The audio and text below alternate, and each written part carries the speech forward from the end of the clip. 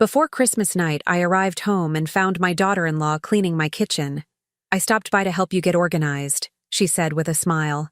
But when she went to the bathroom, my cell phone vibrated with a message from an unknown number. "Do not spend the night there. Don't forget to subscribe to the channel and comment where you're watching from." The December cold had already settled into the bones of my farmhouse when I pulled into the driveway that afternoon, 3 days before Christmas. At 70 years old, I'd learned to read the subtle signs of disturbance in my own home, the way a mother knows when her child has been in the cookie jar. The porch light was on, though I distinctly remembered turning it off that morning. My daughter-in-law Rachel's silver sedan sat parked near the barn, gleaming despite the thin layer of frost coating everything else. I felt my chest tighten, not from the cold, but from that peculiar anxiety that had been growing stronger with each of her unexpected visits over the past few months. I pushed open the front door, and the scent of lemon cleaner hit me immediately. Rachel appeared from the kitchen, her blonde hair pulled back in a perfect ponytail, wearing yellow rubber gloves that matched her perpetually cheerful smile. "Roxanne, there you are. I stopped by to help you get organized," she said, her voice bright and artificially warm. The kitchen was looking a bit cluttered, and with Christmas dinner coming up, I thought you could use a hand. My kitchen, the one I'd kept for 45 years, since Harold and I first bought this farm. The one where I'd raised my son Thomas and buried my husband 5 years ago. The one I'd never asked anyone to organize. "That's very kind, Rachel, but I didn't realize I'd given you a key." I kept my voice measured, polite, the way I'd learned to be with her over the 7 years she'd been married to Thomas. "Oh, Thomas gave it to me months ago, for emergencies." She waved a gloved hand dismissively. "You know how he worries about you out here all alone." I set my purse down on the entry table, noticing immediately that the stack of mail I'd left there was gone. My hands trembled slightly as I removed my coat. "Where's my mail, Rachel?" "I organized it for you. Bills in one pile, junk in another. It's all on the kitchen counter now, sorted by importance." She beamed at me as if she'd just given me a wonderful gift. I walked into the kitchen, and my stomach dropped. Everything had been moved. The ceramic canisters Harold had brought back from his Navy days, now lined up with military precision instead of their comfortable cluster by the stove. My recipe box, which always sat next to the refrigerator, was now on top of it. The drawer where I kept important documents stood slightly ajar. "I hope you don't mind, but I couldn't help noticing some of your paperwork was just stuffed in that drawer," Rachel continued, following me. "I took the liberty of creating a filing system. Property deeds, insurance documents, bank statements, all properly organized now." The blood rushed in my ears. "You went through my documents?" "Only to help, Roxanne." Her smile never wavered, but something cold flickered in her blue eyes. "At your age, it's important to keep these things in order. Thomas and I have been so worried about you managing everything alone." Before I could respond, she glanced at her watch. "Oh my, I need to use your bathroom before I head out." "Be right back." She hurried down the hallway, her footsteps quick and purposeful. I stood frozen in my reorganized kitchen, feeling violated in a way I couldn't quite name. This wasn't the first time she'd shown up uninvited.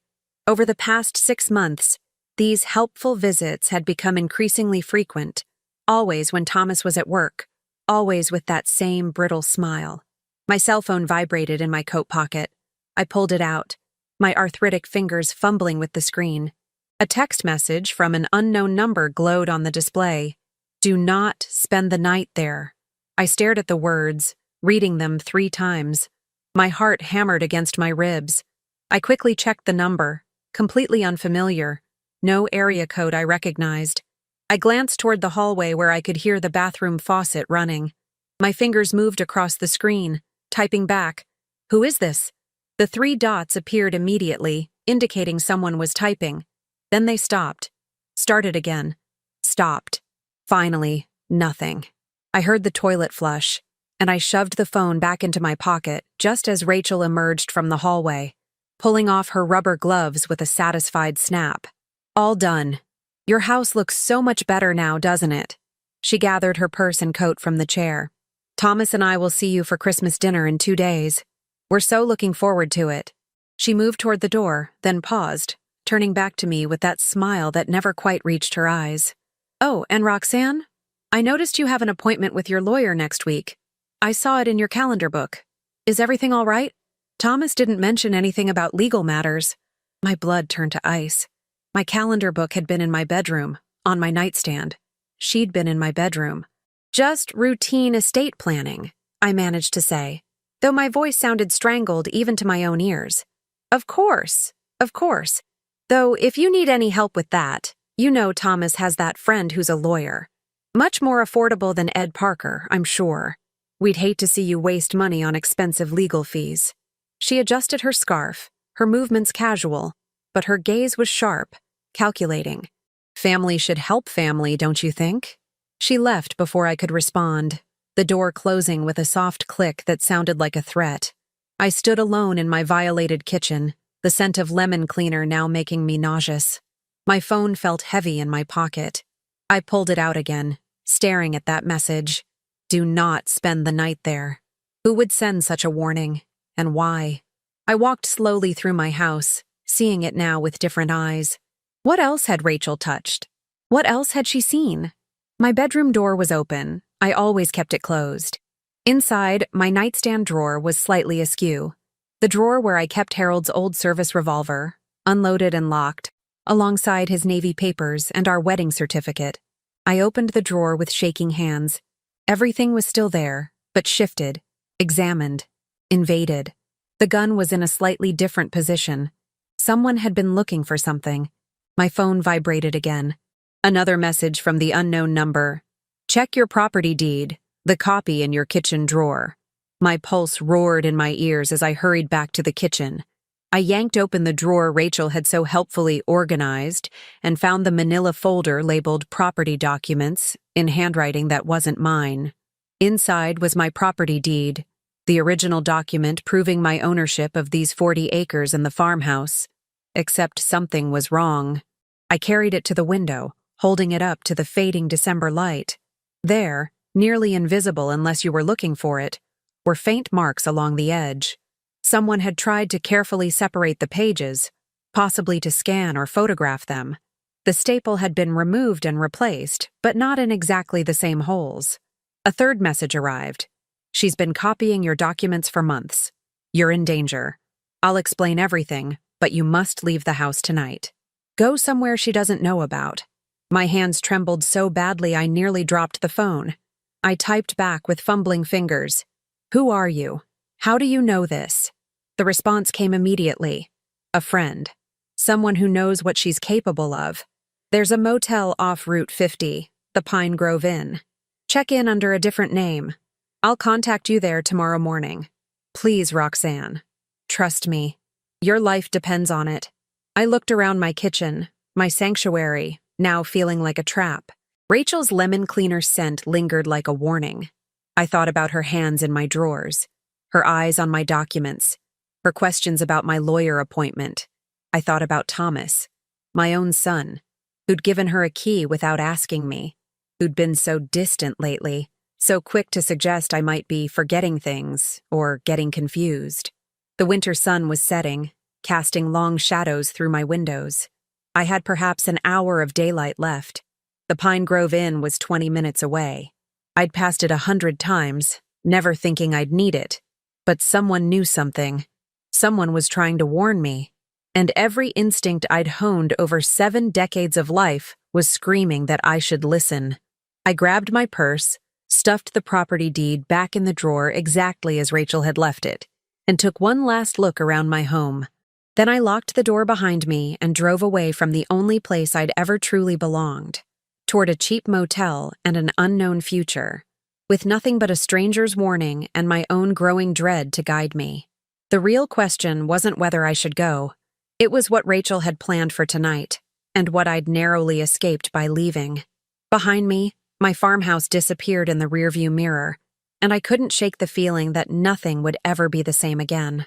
The Pine Grove Inn smelled of stale coffee and pine air freshener, a combination that reminded me of hospital waiting rooms.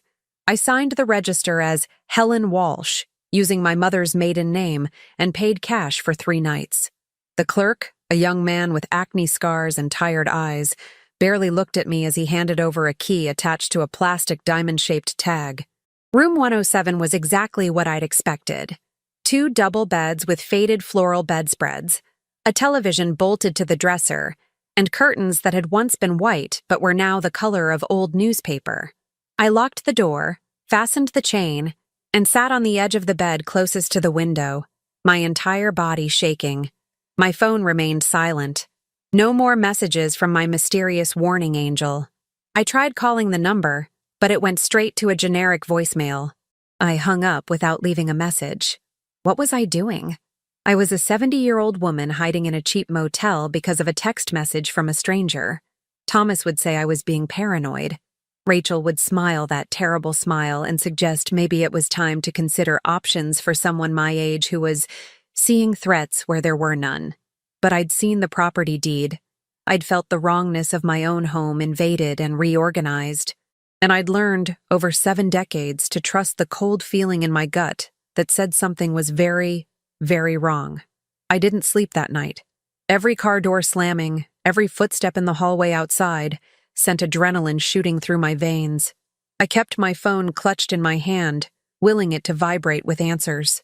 At 7:30 the next morning, it finally did. Good morning, Roxanne. I hope you're safe. We need to meet. There's a diner called Rosie's Kitchen on Main Street in Oakville, about 30 minutes from where you are. Can you be there at 10 a.m.? Come alone. Tell no one. My fingers hovered over the keyboard. Every reasonable part of my brain screamed that this was foolish, dangerous, exactly the kind of thing you saw in news stories about elderly people being scammed. But another part of me, the part that had survived Harold's death and learned to manage a farm alone, the part that had raised a son and buried parents and navigated 70 years of life's complications, knew that something was deeply wrong at home. I'll be there, I typed back. I showered in the cramped bathroom, dressed in the same clothes from yesterday, and realized I'd need to go back to the house at some point for more things. But not yet. Not until I understood what I was dealing with. The drive to Oakville took me through countryside I'd known my whole life, past farms where I'd attended weddings and funerals, past the church where Harold and I had married. Everything looked the same, but I felt like I was seeing it all through new eyes that now looked for threats in familiar places. Rosie's Kitchen was the kind of diner that had been serving the same menu since 1975. I arrived 15 minutes early and chose a booth in the back corner where I could watch the door. The waitress, a woman about my age with kind eyes, poured me coffee without asking. At exactly 10 o'clock, a woman walked through the door, and my breath caught in my throat. She was perhaps 45, with dark hair pulled into a neat bun, wearing a professional pantsuit that looked expensive, but it was her eyes that struck me. They were red-rimmed, exhausted, and filled with a kind of desperate determination I recognized in my own mirror lately. She spotted me immediately and walked straight to my booth, sliding into the seat across from me. "Roxanne," she said quietly, "thank you for coming. My name is Diana Price. I was married to Rachel's brother, Kevin." "Was?" I asked carefully. "He died 8 months ago. Car accident." Her voice was flat, emotionless, but her hands trembled as she wrapped them around the coffee mug the waitress brought over. Except it wasn't an accident. The diner suddenly felt too hot, too bright. "What do you mean?" Diana reached into her purse and pulled out a manila folder, setting it on the table between us. Kevin inherited his parents' estate 2 years ago when they died. A house, some land, about $800,000 in investments. Rachel was furious. She'd expected to inherit equally with Kevin, but their parents' will left everything to him, with just a small bequest to her. I didn't touch the folder. "I don't understand what this has to do with me." 6 months after Kevin inherited, strange things started happening. Papers going missing, documents that needed his signature showing up already signed, financial transfers he didn't authorize. He started to suspect Rachel was forging his signature, trying to get access to his accounts. He was planning to go to the police. Diana's voice cracked. Then his car went off the road. Brake failure, they said. Kevin was meticulous about car maintenance. Those brakes had been serviced 2 weeks before. "You think Rachel—" I couldn't finish the sentence. I think Rachel killed my husband for money she believed should have been hers. Diana opened the folder with shaking hands. And I think she's doing the same thing to you. Inside were photocopies of documents, bank statements, property records. I recognized some of them. They were mine. My property deed, my bank account information, my insurance policies. How did you get these? I whispered. Rachel has a home office. After Kevin died, I became obsessed, I suppose you'd call it. I needed to know if I was crazy or if my husband had really been murdered. So I waited until I knew she and Thomas would be out, and I broke into their house. Diana's laugh was bitter. Trespassing and breaking and entering. I could go to jail. But what I found? She pulled out more papers. Property transfer forms, partially filled out. Power of attorney documents with my name on them, unsigned. A printed email from someone named H. Morrison, discussing expediting the incompetency evaluation. H. Morrison, I said slowly. That's not Ed Parker, my lawyer. Ed's first name is Edward. No, H. Morrison is Henry Morrison, Edward's cousin. He was disbarred 3 years ago for forging estate documents. He and Rachel went to high school together. Diana pulled out a photograph, a yearbook picture showing a young Rachel with her arm around a thin boy with dark hair. They've stayed in touch. My coffee had gone cold. I pushed it away, feeling sick. You're telling me that Rachel is planning to have me declared incompetent and steal my property? I'm telling you that Rachel has a pattern. She targets family members with assets. She isolates them, makes them seem confused or forgetful to others, manipulates documents, and eventually either gets them to sign everything over or has them declared unable to manage their own affairs. With Kevin, she got impatient. But with you, Diana's eyes were intense, burning. With you, she's been more careful, more methodical. I've been watching her for 3 months, ever since I found these documents. The visits to your house, always alone. The way she talks about you to Thomas, always suggesting you're declining or forgetting things. Thomas, I breathed. Does Thomas know? I don't think so. Not yet. I think Rachel has convinced him that she's being helpful, that she's worried about you. Men can be blind when it comes to their wives, especially when those wives are as good at manipulation as Rachel. Diana leaned forward. But Roxanne, listen to me carefully. She's escalating. Last week she met with Henry Morrison at a coffee shop downtown. I followed her there. They talked for over an hour looking at documents. Your documents. That's why you warned me not to spend the night. The pieces were falling into place, but the picture they formed was too monstrous to fully believe. I've been parked outside your property on and off for the past 2 weeks watching. Yesterday afternoon, after Rachel left your house, a man arrived. Late 30s wearing work clothes. He went around the side of your house toward the gas line. I took pictures. She pulled out her phone, showed me images of a man in a blue jacket crouching near the side of my house. He was there for 20 minutes. When he left, I followed him to a gas company van parked down the road. Except when I called the gas company later. They said they had no service calls scheduled for your address. The room spun. You think she was going to... I think if you'd spent last night in that house, there would have been a tragic accident. An elderly woman alone, gas leak, didn't wake up in time. So very sad. And her devoted daughter-in-law and son would inherit everything, already having power of attorney papers ready to sign if needed. I couldn't breathe. My own daughter-in-law had been planning to murder me. Why didn't you go to the police? I managed to ask. Diana's expression turned bitter. With what? Photocopies I obtained by breaking into her house? Speculation about my husband's death that the official investigation ruled accidental? Suspicions about a gas company worker I can't prove was doing anything wrong? Rachel is careful, Roxanne. Everything she does has plausible deniability. She's helpful. She's concerned. She's the devoted daughter-in-law taking care of her aging mother-in-law. I'd look like a jealous, grief-crazed widow trying to blame someone for my husband's accident. But now there are 2 of us, I said slowly. Now there are 2 of us, Diana agreed. And you're the intended victim, which gives you standing to investigate, to ask questions, to protect yourself. I can't stop her alone. But together, if we're smart about this... My phone buzzed. A text from Thomas. Mom, tried calling the house this morning. You okay? Rachel said you seemed confused yesterday. Call me. I showed Diana the message.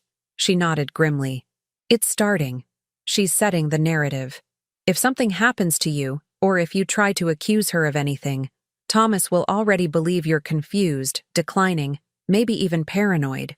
I need to document everything, I said, my mind suddenly clear despite the horror of it all.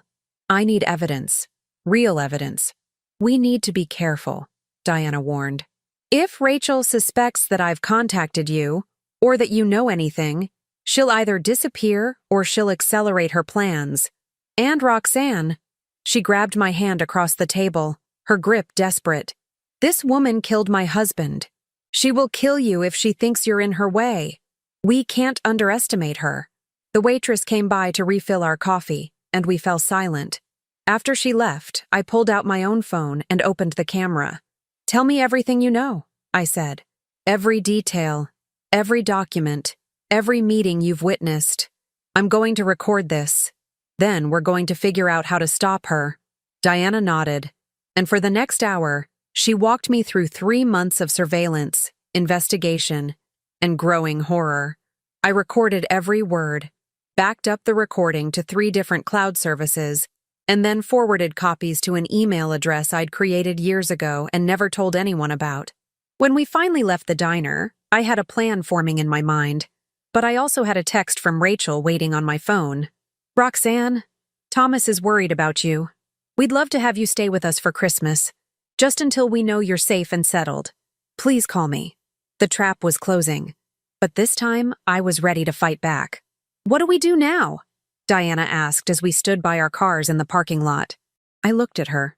This woman who'd lost her husband and was risking everything to stop the person who'd killed him. Then I thought of my own son, manipulated and blind to the monster he'd married. And I thought of Harold, who'd always said that the best defense was preparation and patience. Now, I said quietly, we give Rachel exactly what she thinks she wants. We make her believe she's winning. And while she's celebrating, we build a case so solid that even Thomas will have to see the truth. That's dangerous, Diana warned. Living is dangerous, I replied. But I've made it 70 years by being smarter than people expected. Rachel thinks I'm just a confused old woman. Let's show her exactly how wrong she is. I didn't return Rachel's text immediately. Instead, I spent that afternoon at the county courthouse, a grand old building with marble floors that echoed with every footstep. The records office was in the basement, staffed by a woman named Karen who'd worked there for 30 years and remembered when Harold and I had first filed our property deed. Roxanne, she exclaimed when she saw me. Goodness, I haven't seen you in ages. How are you managing? Karen, I need to see every document filed regarding my property in the last 6 months, I said, keeping my voice steady. Everything, even preliminary filings or requests. Her smile faded at my tone. Is everything all right? I'm not sure yet. That's what I'm trying to find out. She led me to a computer terminal and pulled up the records. What I saw made my blood run cold. 3 weeks ago, someone had filed a preliminary inquiry about transferring my property title. The request had been made by Henry Morrison on behalf of the family of Roxanne Hayes in anticipation of pending incompetency proceedings. It wasn't a formal filing yet, just a query about the process, the paperwork required, the timeline involved. Did I authorize this? I asked, though I knew the answer. Karen shook her head slowly. It says here that Henry Morrison is representing your son, Thomas Hayes, as next of kin. But no, you didn't sign anything. This is just an informational request. They can't actually transfer anything without your signature or a court order declaring you incompetent. Can you print everything related to this? And Karen, I grabbed her hand. Please don't mention to anyone that I was here asking about this. Anyone at all. She studied my face, and I saw understanding dawn in her eyes. She'd worked in public records long enough to recognize the signs of family manipulation. Of course, Roxanne, of course. I left with a folder full of documents and a sick feeling in my stomach. Thomas's name was on those papers. Whether he knew it or not, he was already part of Rachel's plan. My phone rang as I walked to my car. Thomas. I let it go to voicemail, not ready yet to hear his voice, knowing I'd hear Rachel's influence in every word. The voicemail notification appeared moments later.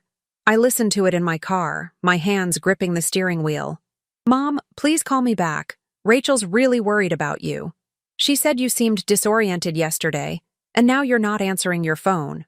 I'm worried too. Listen, we want you to come stay with us for the holidays. We have that spare room, and Rachel's an amazing cook. We could really keep an eye on you. Make sure you're eating right, taking your medications. Please, Mom, call me back. Keep an eye on me." The words sounded so innocent, so loving, but I heard the trap in them now. I drove back to the motel, my mind racing. Diana had given me her number, told me to call any time. I needed to show her what I'd found. But as I pulled into the Pine Grove Inn parking lot, I saw something that made my heart stop. Thomas's truck was parked 3 spaces down from my room. I sat frozen in my car, watching the door to room 107. How had he found me? I'd used a fake name, paid cash. Unless, my phone. They could track my phone. Even as the thought formed, my phone buzzed with a text from Thomas. "Mom, I know you're here. I can see your car. Please just talk to me. I'm worried about you." I had no choice. I got out of my car slowly, every muscle tense, and walked toward my room. Thomas stepped out before I reached the door. My son, my only child, looking at me with concern that might be genuine or might be Rachel's poison already working through his veins. "Mom," he said, and his voice cracked. "What are you doing here? Why didn't you go home last night?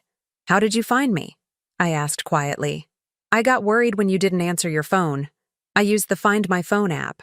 You're on my family plan, remember?" He took a step toward me. "Mom, talk to me. Rachel said you seemed really confused yesterday. And now you're hiding in a motel under a fake name." "Yes, I checked with the front desk. What's going on?" "You checked my registration?" My voice came out sharper than I intended. "Because I'm worried." Thomas's face flushed with frustration. "You're 70 years old, living alone on that farm. Rachel's been trying to help you, and you run away to a motel? Mom, do you understand how this looks?" There it was. The seed Rachel had planted, already taking root. I could see it in his eyes. He was questioning my judgment, my mental state. This was exactly what she wanted. "Thomas, I need you to listen to me very carefully," I began, but he interrupted. "I've been listening, Mom. I've been listening to you insist you're fine while your bills pile up and your kitchen gets cluttered and you forget to return phone calls. Rachel's been nothing but helpful, and you treat her like she's some kind of enemy. My bills are not piling up. My kitchen was perfectly fine. And I don't forget to return phone calls. I choose not to answer sometimes." I kept my voice level, but my hands were shaking. "Thomas, has Rachel talked to you about having me declared incompetent?" His face changed just slightly. A flicker of something. Guilt, knowledge, or surprise. I couldn't tell which. "Mom, no one's trying to have you declared incompetent. But Rachel did suggest that maybe we should talk to a doctor about memory screening, just to be safe. There's no shame in it. Lots of people your age. I don't need memory screening. I need you to listen to me." I pulled out my phone, opened the recording app, but Thomas grabbed my wrist. "What are you doing? Are you recording this?" His grip was gentle but firm. "Mom, this is exactly what Rachel was talking about. This paranoid behavior. It's not normal." I jerked my hand away. "Paranoid? Thomas, did you know that Rachel's brother Kevin died 8 months ago in a suspicious car accident? Kevin's death was tragic, but it was investigated. Brake failure. It was an accident, Mom. Did you know that Kevin had inherited his parents' entire estate, and that Rachel was furious about being left out of the will? Did you know that he was planning to go to the police because someone was forging his signature on financial documents?" Thomas's expression hardened. "Where are you getting this information? Who have you been talking to?" "Diana Price, Kevin's widow. That woman is mentally unstable." Thomas's voice rose. "She's been harassing Rachel for months, making wild accusations. Rachel's been terrified of her. We almost filed a restraining order." My heart sank. Of course Rachel had gotten ahead of this too. She'd already discredited Diana in Thomas's eyes, made her seem like a crazy, grieving widow. Thomas, please. Just look at these documents. I pulled out the folder from the courthouse.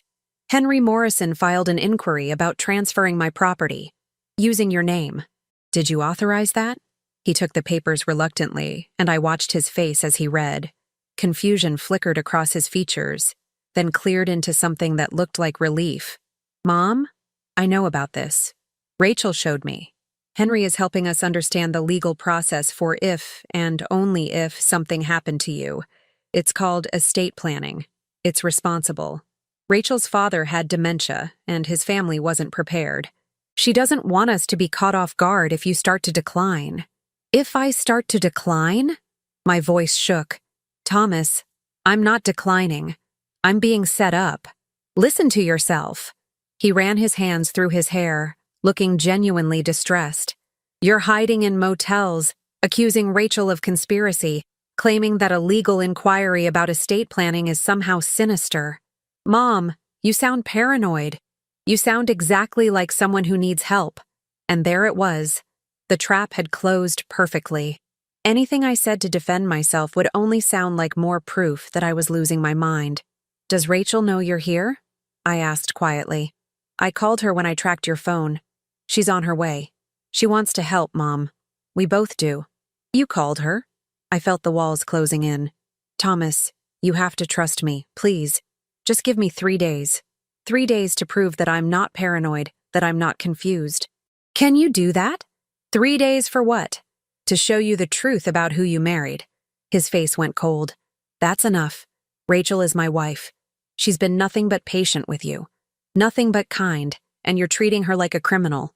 I think maybe you do need to come stay with us, just for a little while, until we can get you seen by a doctor. And if I refuse, then I'll have to take legal steps to make sure you're safe. Mom, I don't want to do that. But if you're not capable of making sound decisions anymore, I am perfectly capable, I said. But my voice sounded weak, even to my own ears. A silver sedan pulled into the parking lot. Rachel. She got out of the car, her face a perfect mask of concern as she hurried toward us. Roxanne! She reached out as if to embrace me, but I stepped back. Her expression shifted. Hurt, wounded, a perfect performance. Oh, Roxanne. We've been so worried. Thomas told me you were here and I just had to come make sure you were all right. I'm fine, Rachel. You can both leave now. Mom, Thomas said, his voice heavy with false patience. We're not leaving you here alone. Rachel pulled out her phone, and I saw her fingers moving across the screen. Thomas, maybe we should call Dr. Brennan. He could do a house call just to check on Roxanne. Make sure she's okay. I don't need a doctor. My voice was rising and I hated how it made me sound. Shrill, irrational, exactly like someone who wasn't okay. See, this is what I've been telling you, Rachel said softly to Thomas, as if I wasn't standing right there. The aggression, the paranoia, these are classic signs. Classic signs of what? I demanded. She turned to me with those cold eyes hidden behind a mask of compassion. Of cognitive decline, Roxanne. Of someone who needs help but doesn't recognize it. It's very common at your age. My age? I laughed, but it came out bitter. You mean old enough to be vulnerable? Old enough to be manipulated and murdered for property? Thomas's face went pale. Mom, stop. You need to stop right now. She killed Kevin. The words exploded out of me. She killed her own brother for inheritance money, and now she's trying to do the same thing to me. Rachel's eyes widened, and tears, actual tears, began streaming down her face. Thomas, I can't do this anymore. She's getting worse. What if she becomes violent? What if she hurts herself? Thomas put his arm around Rachel's shoulders, and the look he gave me was full of pity and fear. Fear of me. His own mother. Mom, I think you need to come with us. Right now. We'll take you home and Dr. Brennan can meet us there. I'm not going anywhere with her. I backed toward my car. Mom, don't make me call the police for a wellness check. Thomas's voice was gentle but firm. Please, just come with us. Let the doctor examine you. If you're fine, then you're fine. But if you're not? My phone vibrated in my pocket. A text from Diana. Get out. Now. Rachel filed an emergency petition for temporary guardianship this morning. Judge Reynolds. He signs anything she asks. If she gets you to a doctor she controls, you're done. I looked at Rachel, and for just a fraction of a second her mask slipped. I saw triumph in her eyes. She knew about the petition.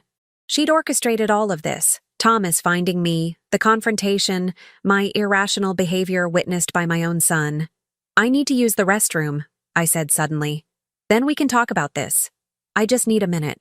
Thomas hesitated, then nodded. Okay. But Mom, don't do anything foolish. We're just trying to help you. I walked into the motel room, closed the door, and immediately went to the bathroom window. It was small, but I was thin enough. I pushed it open, grabbed my purse with all my documents, and climbed out into the cold December afternoon. Behind me, I heard Thomas knocking on the door. Mom? Mom, are you okay in there? I ran to my car, my arthritic knees screaming in protest, started the engine, and peeled out of the parking lot. In my rearview mirror, I saw Thomas burst out of the motel room, Rachel beside him, both of them running toward their vehicles. My phone rang. Diana. I answered on speaker as I drove. Roxanne, where are you? Heading north on Route 50. They're following me. Diana, she filed for guardianship. I know. I have a contact at the courthouse. That's why I texted you. The hearing is scheduled for tomorrow morning. If you don't show up, Reynolds will rule in her favor by default. If you do show up and act erratic, he'll rule in her favor anyway. Roxanne, she's boxed you in perfectly. What do I do? I was driving faster than I ever had, my heart hammering against my ribs. You run, Diana said. And we find evidence so solid that even a corrupt judge can't ignore it. I'm on my way to Rachel's house right now. She and Thomas are both with you, which means their house is empty. I'm going to find something, anything that proves what she's done. But Roxanne, you have to stay free long enough for me to find it. Diana, breaking into her house again. You could go to jail. And you could end up dead or locked away in a facility while Rachel sells your farm out from under you. We're past worrying about breaking and entering. Her voice was fierce. This woman killed my husband. I'm not letting her kill you too. The line went dead. In my rearview mirror, Thomas's truck was gaining on me. Rachel's sedan right behind him. I had nowhere to go, no plan, and a guardianship hearing in less than 24 hours that would determine if I'd spend the rest of my life under the control of a woman who wanted me dead. But I also had something Rachel didn't expect. 70 years of survival instinct and a widow's rage that burned cold and patient as winter. The chase had begun, and only one of us would still be standing when it ended. I drove for 20 minutes before I realized I had no destination. Every turn took me deeper into countryside I'd known my whole life, but it all looked foreign now. Threatening. Thomas's truck had fallen back. Either he'd lost me in the maze of rural roads, or he was calling in reinforcements. My phone rang again. Not Diana this time, but a number I didn't recognize. Against my better judgment, I answered. Mrs. Hayes? A man's voice, professional and cold. This is Officer Derek Mitchell with the County Sheriff's Department. Your son Thomas has reported you as a vulnerable adult who may be experiencing a mental health crisis. He's concerned for your safety and the safety of others on the road. Ma'am, I need you to pull over and tell me your location. My hands tightened on the wheel. I'm fine, officer. There's no crisis. Ma'am, running from family members who are trying to help you, driving erratically, making accusations against your daughter-in-law. These are all concerning behaviors. We just want to make sure you're safe. If you could tell me where you are. I hung up. My heart was racing so fast I thought it might burst. Rachel had already gotten to the police. Of course she had. She'd probably been setting this up for weeks, establishing a paper trail of a confused old woman whose family was desperately trying to help her. Another call, immediately. I didn't recognize this number either. I let it go to voicemail, then another call, and another. They were trying to keep me on the phone, probably tracking the signal. I powered down my phone completely and threw it on the passenger seat. Without GPS, without any way for Diana to reach me, I was completely alone. I turned onto a side road that led to the old Hutchinson property, abandoned for 15 years since old man Hutchinson died and his kids scattered to different states. The driveway was overgrown, barely visible from the road. I pulled in behind what was left of a barn, my car hidden from the main road by dead vegetation and rotting wood. I sat there in the cold, my breath fogging in the December air, trying to think. The guardianship hearing was tomorrow morning at 9. If I didn't show up, Rachel won. If I did show up without evidence, looking like a woman who'd fled from police and family, Rachel won.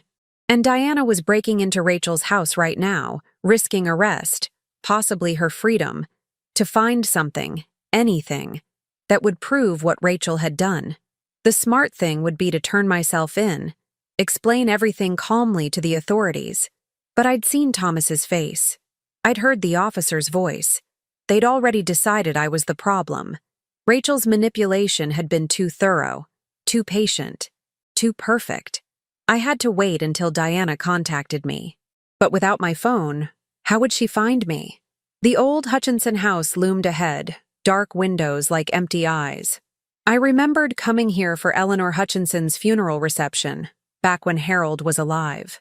The house had been full of life then, full of neighbors and casseroles and stories. Now, it was just another corpse of the rural landscape, slowly being reclaimed by nature. I got out of the car, my joints stiff from tension and cold. If I was going to wait here, I might as well wait somewhere warmer than my car. The back door of the house had a broken lock. I'd noticed it years ago when checking on the property for the estate lawyer. Inside, the house smelled of mold and mouse droppings, but it was shelter. I settled into what had been the kitchen, still furnished with a table and chairs left behind by the Hutchinson children. Through the window, I could see my car, and beyond it, the road. If anyone came looking, I'd see them first. Hours passed. The winter sun set early, plunging everything into darkness. I didn't dare turn on any lights, so I sat in the cold and the dark, watching shadows move across the walls and trying not to think about what might be happening to Diana. Around 8 o'clock, I saw headlights on the main road. They slowed near the driveway, and my heart stopped. A sheriff's patrol car. It crept past, spotlight sweeping the overgrown fields. They were looking for me, searching every abandoned property in the county. The patrol car moved on, but I knew it was only a matter of time. They'd be systematic, thorough. Eventually, someone would check this property more carefully. I needed my phone. I needed to know if Diana had found anything. But turning it on would be like sending up a flare. They'd triangulate my position within minutes. A sound outside made me freeze. Footsteps. Careful, quiet footsteps crunching on gravel and dead leaves. Not the heavy boots of a police officer, but lighter steps, deliberate and cautious. I crouched behind the kitchen counter, my heart hammering. The back door creaked open, the same broken lock I'd used. Someone was inside the house. Roxanne. A whisper. Female. Roxanne, if you're here, it's Diana. Don't run. I stood up slowly, every muscle tense. Diana emerged from the shadows, her face pale and strained, carrying a laptop bag over her shoulder. How did you find me? I whispered back. I didn't. I've been driving around for 2 hours, checking every abandoned property within a 10-mile radius of where your phone signal last pinged. This was the 5th place I tried. She moved to the window, peering out carefully. We don't have much time. They're searching everywhere. Thomas filed a missing persons report, and Rachel's been on every local news station playing the worried daughter-in-law. She's good, Roxanne. Really good. She even cried on camera. Did you find anything at her house? Diana's smile was grim and triumphant. Oh, I found something. Multiple somethings. She set the laptop bag on the table, pulled out not a laptop but a stack of documents and a small digital recorder. Rachel keeps excellent records. Too excellent. She's so confident, so sure that she's smarter than everyone else, that she documented everything. She spread the documents across the table, and even in the dim light from the window, I could see what she'd found. Bank statements showing transfers from Kevin's accounts to offshore accounts under Rachel's control. Emails between Rachel and Henry Morrison discussing the Hayes situation and neutralizing the old woman before she becomes a problem. A handwritten timeline in Rachel's own handwriting, detailing every visit to my house, every conversation with Thomas, every step of her plan to establish my incompetence. She kept a journal, Diana said, her voice shaking with rage. like she was proud of it, like it was some kind of accomplishment to document how she was going to steal from you and probably kill you. I picked up the journal, an expensive leather-bound book, and opened it to a random page. Rachel's neat handwriting filled the lines. December 10th. Another successful visit to the farmhouse. Roxanne remains trusting and naive. Thomas completely believes my concerns about her declining mental state. I've now photographed all relevant documents. Henry confirms the guardianship petition will be filed next week. Judge Reynolds is reliably corrupt and will sign anything with the right incentive. Once I have guardianship, the property transfer will take less than a month. Thomas will inherit, and I control Thomas. Roxanne will either accept assisted living gracefully, or will have to arrange another accident like Kevin's. The brake line method worked perfectly for him. Quick, efficient, and easily explained. If necessary, I can replicate it. My hand shook so badly I nearly dropped the journal. She wrote it down. She actually wrote down that she murdered Kevin. She's a narcissist, Diana said flatly. She thinks she's untouchable. She thinks everyone around her is too stupid to ever catch her. But Roxanne, we have a problem. I broke into her house to get this. Nothing I found is admissible in court. It's all fruit of the poisonous tree, illegally obtained evidence. Then what good is it? It's good for convincing people who aren't bound by rules of evidence. It's good for making Thomas see the truth. It's good for going to the FBI with a pattern of financial fraud and possible murder that crosses state lines. Diana pulled out the digital recorder. And I recorded everything with my phone before I took it. The documents in place, the location, everything. If they try to say I planted evidence, I have time-stamped video showing it was already there. But you're still admitting to breaking and entering. I don't care anymore. Diana's eyes were fierce in the darkness. I'm done playing by rules that only protect people like Rachel. Kevin is dead. You're being hunted like a criminal in your own town. I'll take my chances with a jury if it means stopping her. A sound outside made us both freeze. Car engines, multiple vehicles, coming down the main road. The vehicles stopped, and I heard car doors opening. Voices. Checked this property yet? Not thoroughly. Just a drive-by earlier. Want to take a closer look? Police. They were going to search the house. The car, I whispered urgently. They'll see my car behind the barn. Diana grabbed the documents, shoving them back into her bag. There's a root cellar. I saw the door when I came in. Old houses like this always have them. We found it in the corner of the kitchen, a trap door hidden under a rotting rug. Diana pulled it open, revealing stone steps leading down into darkness. I climbed down first, my old knees protesting every step, and Diana followed, pulling the trapdoor closed above us just as we heard the back door crash open.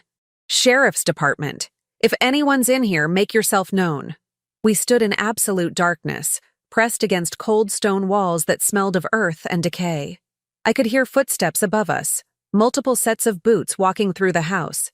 Check every room. Old lady's car has to be around here somewhere.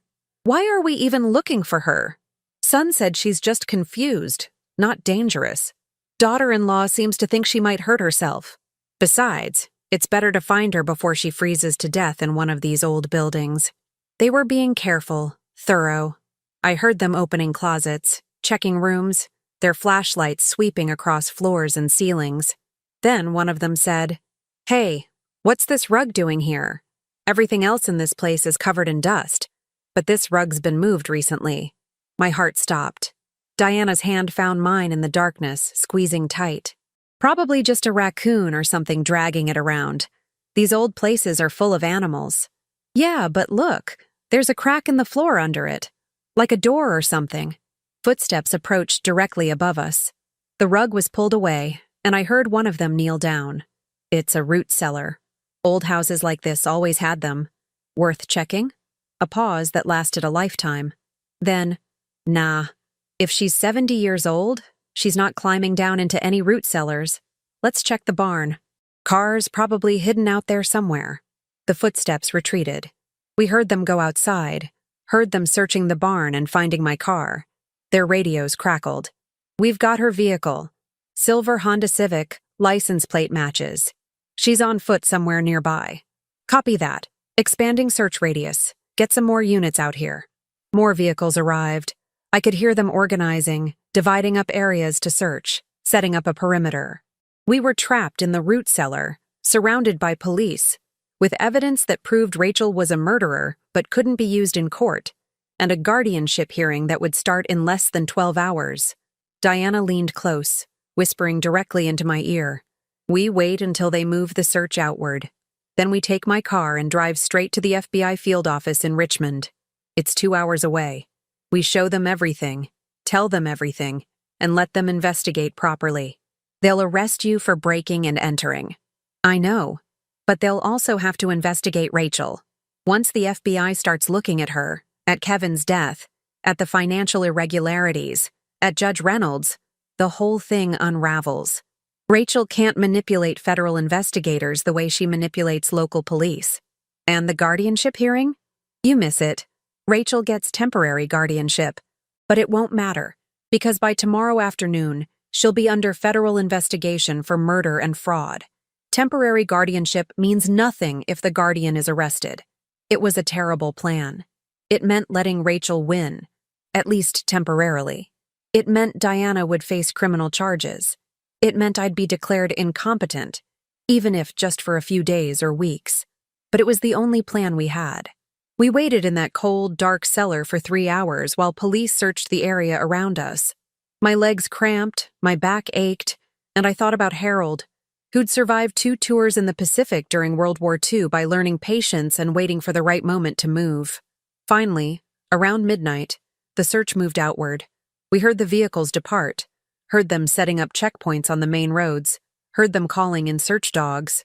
Diana opened the trapdoor slowly, listening. The house was empty. We climbed out, every joint in my body screaming, and made our way carefully to the back door.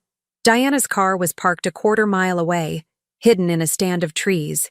We walked through the darkness, avoiding roads, moving slowly so we wouldn't make noise. It took 30 minutes to reach her car, and by the time we got there, I was shaking with exhaustion and cold. But we'd made it. We had evidence. We had a plan. Diana started the car and pulled out onto a back road that would eventually connect to the highway. In 2 hours, we'd be at the FBI office. In 3 hours, Rachel's perfect plan would start to crumble. Roxanne, Diana said as we drove, when this is over, when Rachel is in prison and you have your life back, what will you do? I thought about my farmhouse, violated and reorganized. I thought about Thomas, manipulated and blind. I thought about 7 decades of life that had taught me one essential truth. Survival isn't about strength or youth. It's about patience, wisdom, and refusing to let cruelty win. I'm going to forgive my son, I said quietly, and then I'm going to make sure he understands exactly how close he came to helping murder his own mother. Not because I want him to suffer, but because he needs to learn that love without discernment is just another word for enabling. Diana nodded. Good. He deserves to live with that knowledge. Behind us, the lights of search vehicles swept the darkness. Ahead of us, somewhere in the distance, was justice. We just had to survive long enough to reach it. We never made it to Richmond. 20 miles from the FBI field office, Diana's phone rang.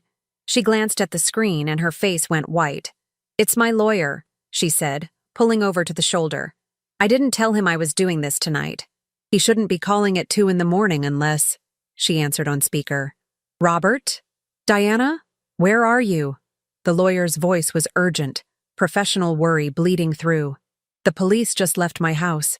They have a warrant for your arrest. Breaking and entering, theft, stalking. Rachel Hayes filed charges an hour ago. She says you broke into her home and stole personal property. How did she know? Diana's voice shook. How did she know I was there? She was chasing Roxanne with Thomas. She couldn't have been home. Security cameras, Diana. Rachel had security cameras installed throughout her house last month. She has footage of you breaking in, going through her office, taking documents. She's claiming you're obsessed with her, that you've been harassing her since Kevin died, and that you're now involving Mrs. Hayes in your delusions. My stomach dropped. Of course Rachel had cameras. She'd probably installed them specifically for this, knowing Diana was watching her, waiting for Diana to make exactly this mistake. Robert, the documents I took prove she murdered Kevin. They prove she's trying to steal Roxanne Hayes' property. We were bringing them to the FBI. Diana, listen to me very carefully. Robert's voice was firm. Those documents are inadmissible. Anything you found is fruit of the poisonous tree. You've made any prosecution against Rachel much more complicated because now her lawyers will argue you planted evidence, tampered with files, and fabricated documents out of grief and obsession, and a judge may refuse to use anything that can't be independently verified. You've played right into her hands.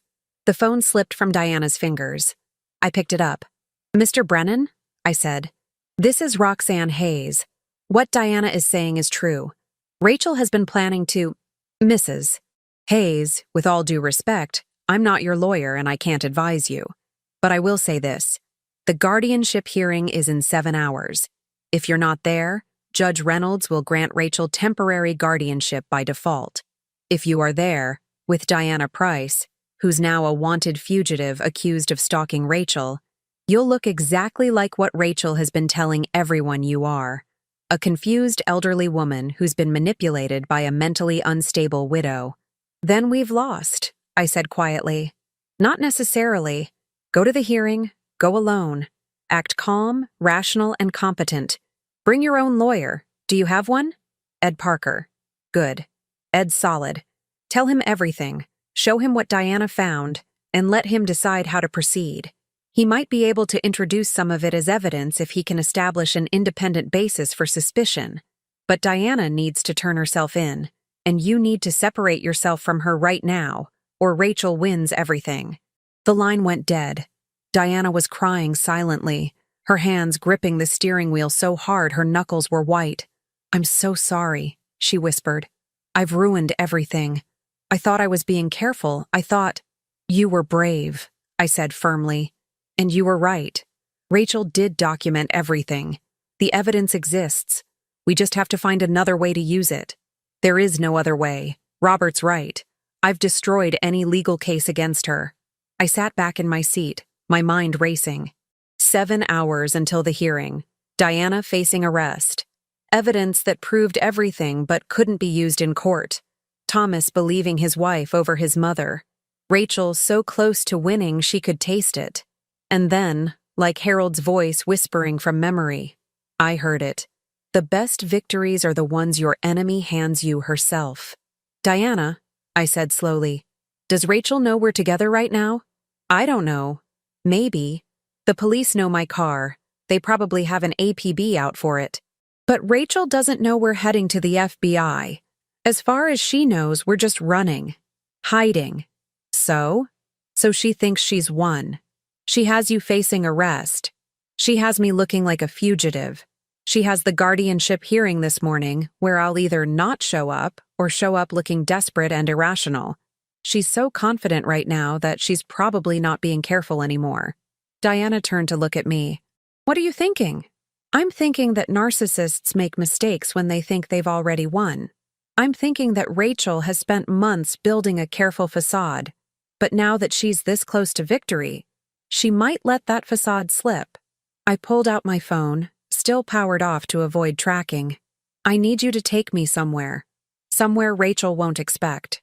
Where? The courthouse. Right now, before the sun comes up. Ed Parker lives 3 blocks from the courthouse. We wake him up, show him everything Diana found, and let him start building a legal strategy. Then you turn yourself in, but you do it through Ed, with a statement prepared, with everything documented properly. That doesn't solve the admissibility problem. No, but it does something else. It forces Rachel to respond. If we're at the courthouse at dawn, if Ed files emergency motions, if we make noise instead of hiding, Rachel has to react. And when she reacts under pressure, she makes mistakes. Diana wiped her eyes, considering. It's risky. We could both end up arrested before the hearing even starts. We're already at risk. But right now, we're reacting to Rachel's plan. I want to make her react to ours. Diana started the car. Ed Parker's house it is. We drove through the darkness, avoiding main roads, taking the long way around. The courthouse town was small enough that it had no late-night traffic, no witnesses to see Diana's car pulling up outside a modest colonial house at 3 a.m. Ed Parker answered his door in a bathrobe, looking alarmed until he recognized me. Roxanne? What in heaven's name? Ed, I need you to listen very carefully, and I need you to believe me even though everything I'm about to tell you sounds insane. We sat in his kitchen for 2 hours. I told him everything while Diana showed him every document, every page of Rachel's journal, every piece of evidence.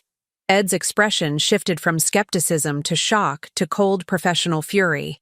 "This is the most comprehensively documented crime I've ever seen," he said finally. "And also the most inadmissible evidence I've ever seen. Diana, you've put yourself in serious legal jeopardy." "I know," Diana said quietly. "But," Ed continued, "Roxanne hasn't. Roxanne has been the victim of a conspiracy, and now she has knowledge of that conspiracy from a third party. I can't use the physical documents Diana stole, but I can use Roxanne's testimony about what she learned, witnessed, and suspected. I can subpoena Rachel's financial records through legitimate channels now that we know what to look for. And I can file an emergency motion to postpone the guardianship hearing pending a criminal investigation. Will Judge Reynolds grant that?" I asked. Ed's smile was grim. "Judge Reynolds is about to have a very bad morning, because I'm not just filing a motion with him. I'm simultaneously filing a complaint with the State Judicial Ethics Board about his relationship with Henry Morrison, and I'm requesting that the guardianship case be transferred to a different judge due to evidence of impropriety. You can do that? I can try. And even if I fail, I'm making enough noise that Rachel's plan falls apart. She needs this to be quiet, to be a simple case of a concerned daughter-in-law and a declining elderly woman. If it becomes a circus, if there are ethics complaints and criminal referrals and emergency motions, she can't maintain control." Diana stood up. "Then I should go turn myself in. Get that part over with." "Not yet," Ed said sharply. "First, we go to the hearing together. All 3 of us. Diana, you walk in voluntarily with your attorney. That's me, as of now. And you present yourself to the bailiff before the hearing starts. You make it clear you're not a fugitive, you're a witness. You surrender voluntarily and cooperatively, which looks very different from being dragged in." "Will they let her stay for the hearing?" I asked. "Probably not. But the point isn't for Diana to testify. The point is for Rachel to see her there, calm and represented, not panicking. The point is to rattle Rachel right before she has to perform for the judge." The sky was starting to lighten when we left Ed's house. He'd prepared a briefcase full of motions, complaints, and documentation. Diana had called her lawyer Robert, who agreed to meet us at the courthouse. And I had changed into a spare dress that Ed's late wife had left behind. Professional, dignified. Nothing like a woman who'd spent the night hiding from police. We arrived at the courthouse at 7:30. The hearing wasn't until 9, but Ed wanted us there early, visible, making our presence known. Robert arrived 15 minutes later, and he and Ed disappeared into a conference room to coordinate strategy. At 8 o'clock, Thomas and Rachel arrived. I watched them walk up the courthouse steps from where I sat in the lobby. Rachel was perfectly dressed, perfectly composed, carrying a folder that probably contained medical opinions and witness statements and everything she needed to paint me as incompetent. Thomas looked exhausted, worried, guilty. They saw me at the same moment, and I watched Rachel's perfect mask crack, just for a second. She hadn't expected me to be here. She'd thought I was still running, still hiding, still playing into her narrative of an incompetent woman fleeing from help. Then she saw Diana sitting next to me, and the crack widened. "What is she doing here?" Rachel's voice was sharp, loud enough to echo in the marble lobby. "Thomas, that's Diana Price, the woman who's been stalking me, the woman who broke into our house." Diana stood up slowly, and Robert appeared from the conference room like he'd been waiting for this exact moment. "Mrs. Price is here to surrender herself voluntarily," Robert said calmly. "She's represented by counsel and is cooperating fully with authorities." "She's a criminal," Rachel hissed. "She broke into my home, stole my private papers. Papers that document your fraud and murder?" The words came out of my mouth before I could stop them. The lobby went silent. Thomas stared at me like I'd slapped him. Rachel's face went perfectly white, then flushed red. "Roxanne, that's enough," Thomas said, but his voice was uncertain now. "Mom, please. Your wife killed her brother," I said. standing up, looking directly at Thomas. She tampered with his brakes 8 months ago because he'd inherited money she thought should be hers. She's been planning to kill me too, or at least have me declared incompetent so she can steal the farm. And she's been using you, Thomas, making you complicit without you even knowing it. She's delusional, Rachel said to Thomas, but her voice was shaking now. This is exactly what I've been telling you. She's paranoid, I have your journal, Rachel. Diana's voice cut through the lobby like a knife. The one where you wrote about Kevin's brake lines. The one where you planned Roxanne's accident. The one where you documented every step of your fraud. Rachel turned to Diana, and for a moment, the mask fell away completely. What I saw in her eyes was pure, cold rage. That journal was in my private home. You had no right? I had every right to find out who killed my husband. Diana's voice was steady, certain. And now everyone else will too. This is insane. Rachel turned to Thomas, grabbed his arm. Thomas, you can't believe this. Your mother is sick. Diana is obsessed.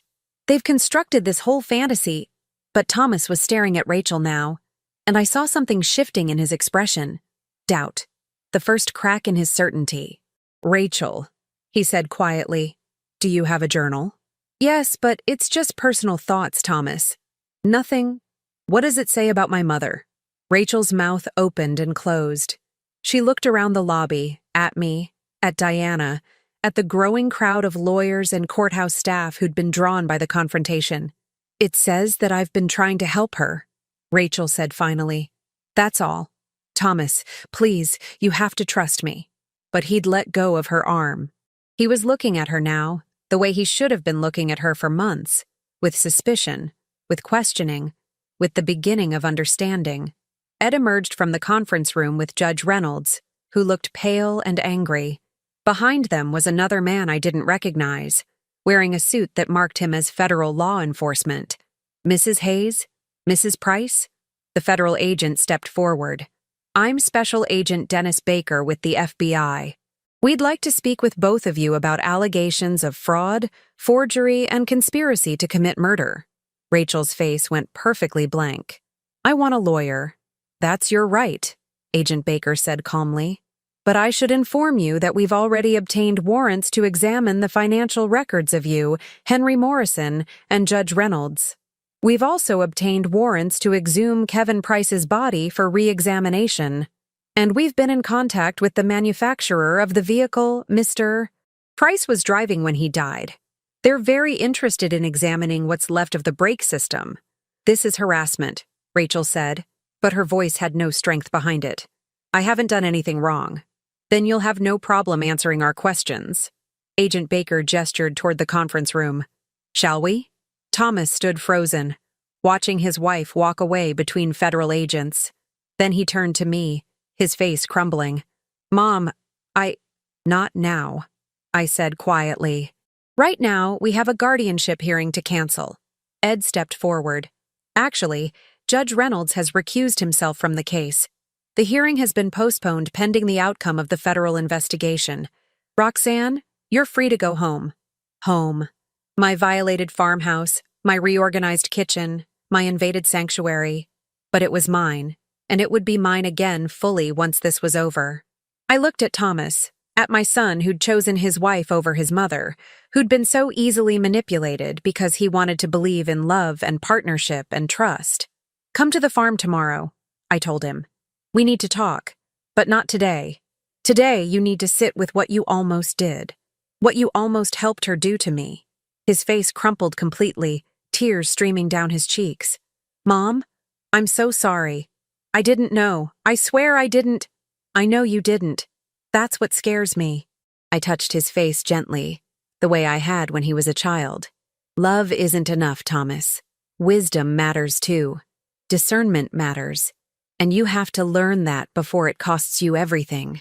I walked out of the courthouse with Diana beside me, into the cold December morning.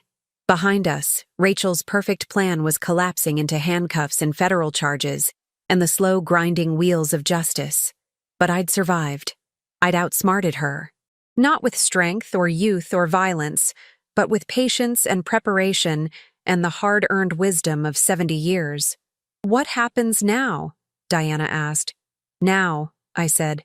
"We go home and wait for the truth to finish revealing itself, and then we rebuild what she tried to destroy." 3 weeks later, I stood in my kitchen on a gray January morning, making coffee the way Harold had taught me 45 years ago. The ceramic canisters were back in their comfortable cluster by the stove. My recipe box sat next to the refrigerator where it belonged. The drawer that had been organized by Rachel now held my documents in my own system, chaotic perhaps to outside eyes, but perfect for me. The lemon cleaner smell was gone, replaced by the scent of fresh paint. I'd repainted the kitchen myself over the course of a week, covering every wall Rachel had touched, reclaiming every surface she'd invaded. My neighbor Betty had helped, asking no questions but offering quiet companionship while I worked out my anger with a roller and brush. Thomas was coming today. I'd put him off for 3 weeks, needing time to let the fury cool into something more useful, something more constructive. Diana had called me every few days with updates on the investigation, her voice growing stronger each time as the truth emerged, like bones from a thawed grave. The FBI had exhumed Kevin's body. The brake line on his car had been deliberately severed, scored with a tool that weakened it so it would fail catastrophically at high speed. The medical examiner found Kevin's original autopsy report had been incomplete, suspiciously rushed, signed off by a coroner who turned out to have gambling debts that were mysteriously paid off the week after Kevin's death. Judge Reynolds had resigned before he could be formally charged, but the investigation into his finances showed a pattern of suspicious cash deposits coinciding with cases he'd ruled on. Henry Morrison was already in custody, facing charges of fraud, forgery, and conspiracy. He'd started talking almost immediately, giving the FBI everything they needed about Rachel's network of corruption. And Rachel herself sat in federal detention without bail, her perfect mask finally and completely shattered. The list of charges was staggering: conspiracy to commit murder in Kevin's death, attempted murder in my case, fraud, forgery, identity theft, money laundering. Her lawyers were already trying to negotiate a plea deal, but Diana and I had made it clear through the prosecutors that we wanted a trial. We wanted everything exposed. The doorbell rang at exactly 10 o'clock. Thomas was always punctual, a trait he'd inherited from Harold. I opened the door to find my son standing on the porch, holding a box of photographs. He looked like he'd aged 10 years in 3 weeks. His eyes were hollow, his face drawn, and when he met my gaze, I saw something I'd never seen before in Thomas: complete and utter brokenness. "Mom," he said, and his voice cracked. "Thank you for seeing me." I stepped aside to let him in. He stood in the entryway, looking around at the repainted kitchen, at the house that was mine again, and I saw tears building in his eyes. "I brought these," he said, holding out the box. "Pictures from my childhood, from when Dad was alive.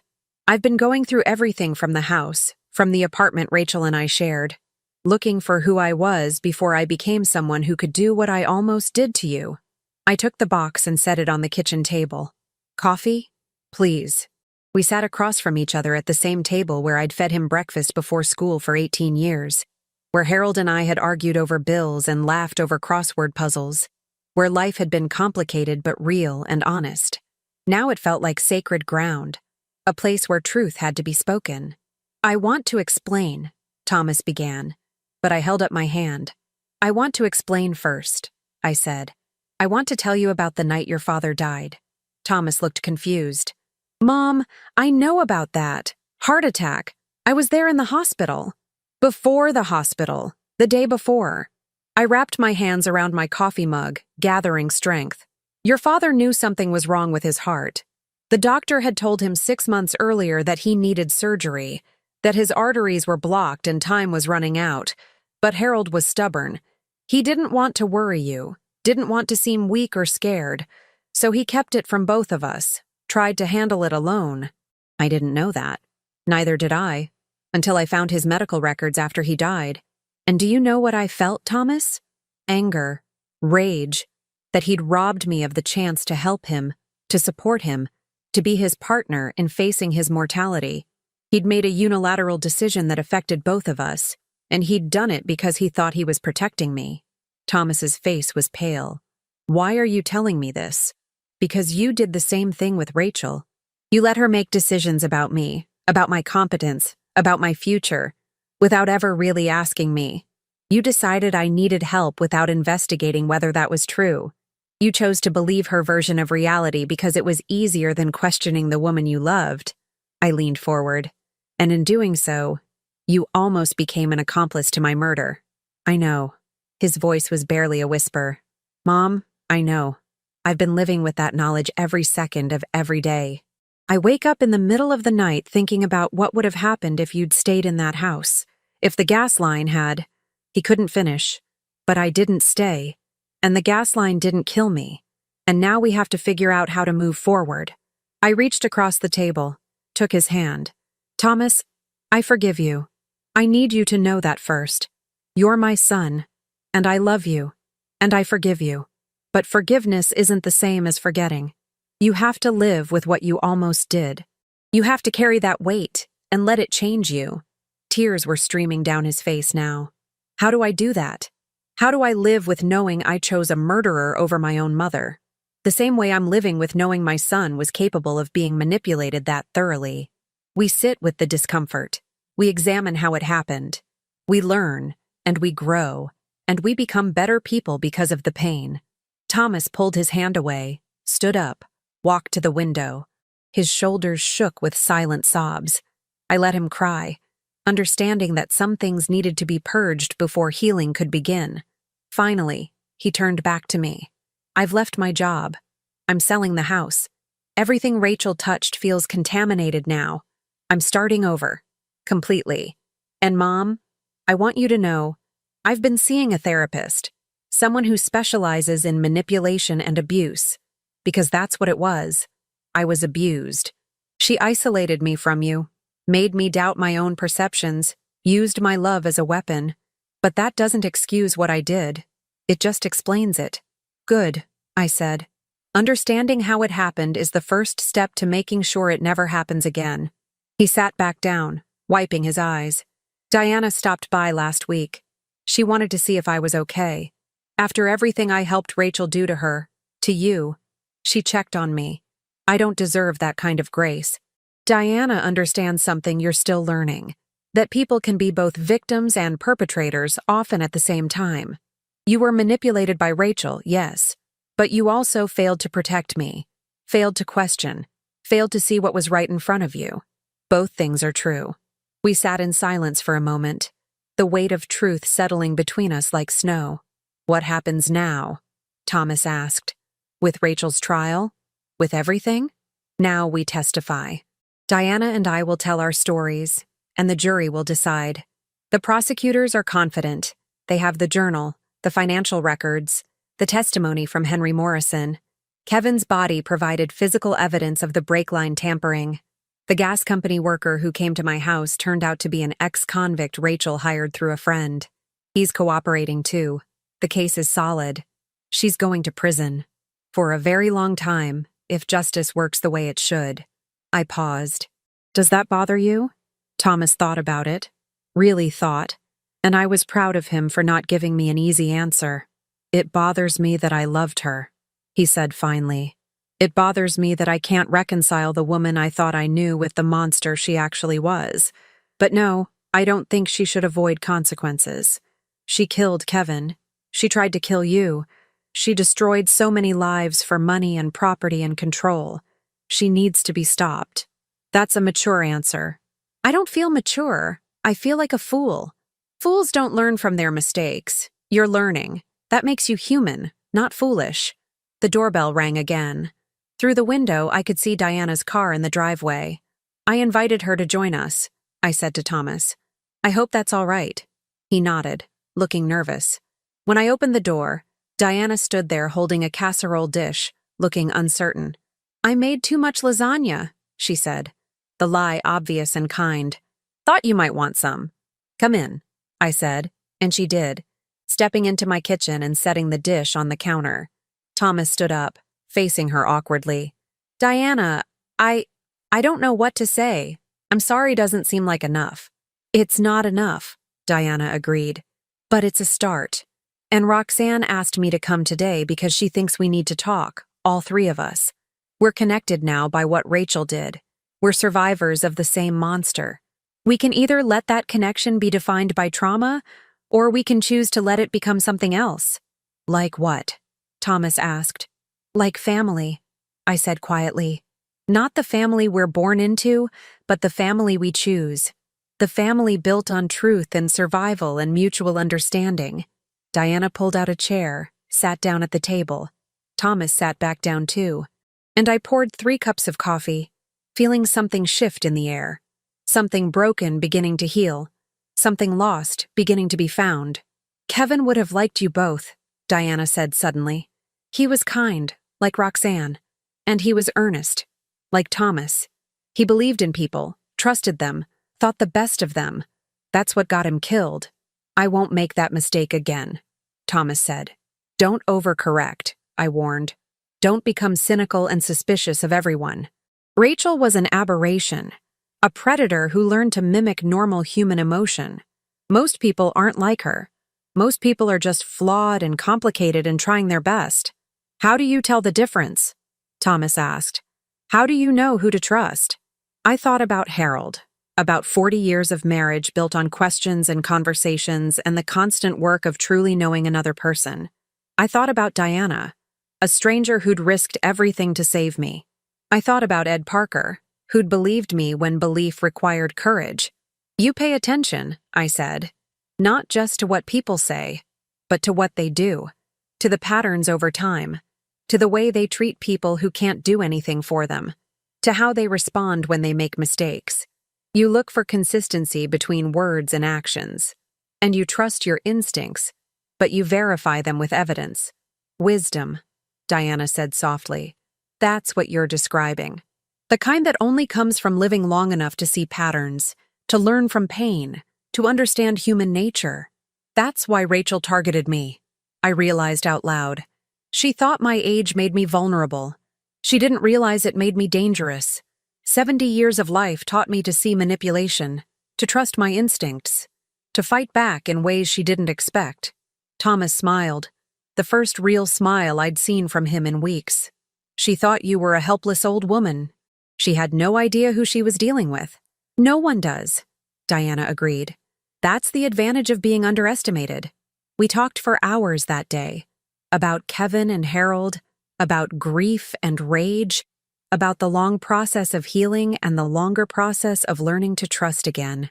When Diana left, she hugged both Thomas and me, and I felt the beginning of something real between the three of us, not forgetting what had been done, but choosing to move forward together. Thomas lingered after Diana left, looking around my kitchen one more time.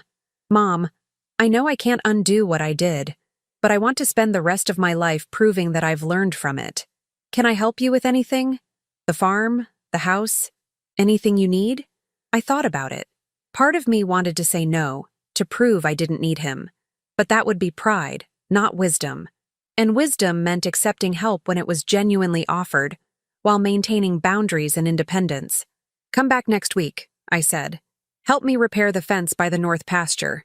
Harold and I built it together and it needs work. We'll rebuild it together and we'll talk while we work. That's how you can help. He nodded, understanding the metaphor. I'll be here. After he left, I stood alone in my kitchen, my sanctuary restored, my life reclaimed. Through the window, I could see the winter fields stretching toward the horizon, dormant but not dead, waiting for spring to bring renewal. Rachel had tried to steal this from me. She'd tried to steal my home, my property, my dignity, my very life.